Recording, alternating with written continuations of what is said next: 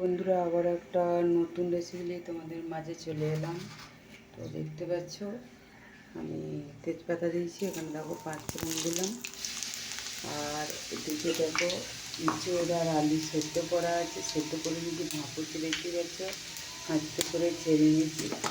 আর এদিকে দেখো আদা রসুন পেঁয়াজ ঘষা আছে, হলুদ লঙ্কা গুঁড়ো জিরে গুঁড়ো আর পরিমাণ মতো নুন। তো চলো এবার আমি মশলাটা দিয়ে দিলাম।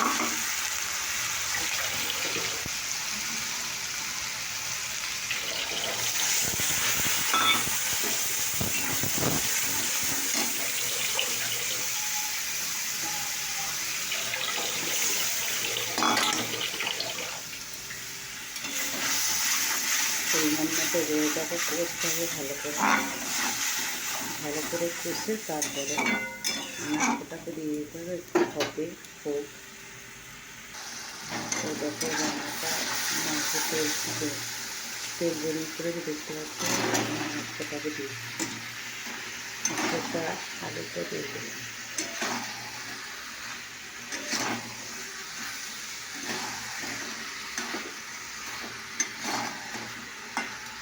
ভালো করে একটু নাড়াচাড়া করতে হবে। আর একটু হলে তারপরে জল দিয়ে দেওয়া হবে। দেবো যখন জলে মিষ্টি একটু দিতে হবে, কারণ আমি যখন ফুটবে তখন এক ফোঁটা মিষ্টি দিয়ে দেবো।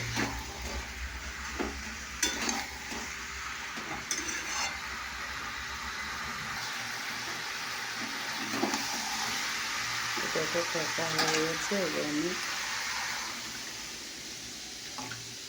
জলটা দিয়ে দিলাম।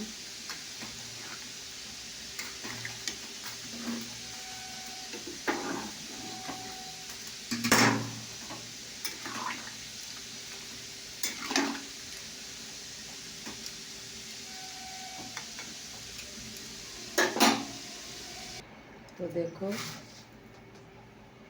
আমি 1 চামচ চিনি দিয়ে দিলাম। তো এবার এটা হতে থাক। দেখতে পাচ্ছ, তবে মনে হচ্ছে যেন নুনটা একটু কম কম লাগবে, তাই আর একটু নুন দিয়ে দিলাম। এবার আমি ঢাকা দিয়ে দেবো। তো দেখো বন্ধুরা, আমার রেসিপিটা দেখো রেডি হয়ে গেছে। দেখতে পাচ্ছ খিচুড়ির রেসিপি।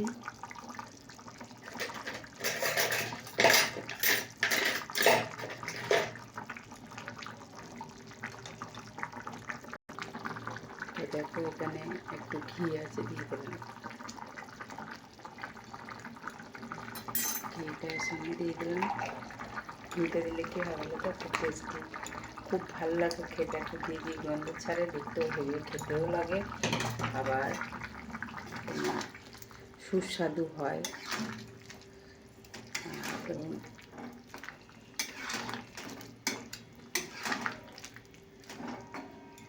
দেখতে পাচ্ছি আমার রেসিপিটা কিন্তু রেডি হয়ে গেছে। তোমাদের কেমন লাগলো অবশ্যই কমেন্ট করে জানিও।